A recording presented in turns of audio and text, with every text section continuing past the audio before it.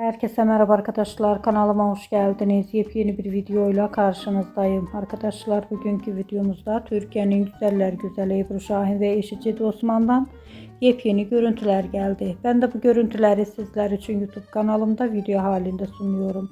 Umarım beğenirsiniz. Arkadaşlar, videomu beğendiyseniz kanalımı izlemeyi ve bildirim butonuna basmayı unutmayın. Şimdilik benden bu kadar olsun. Yeni videomuzda görüşmek üzere. Hoşça kalın.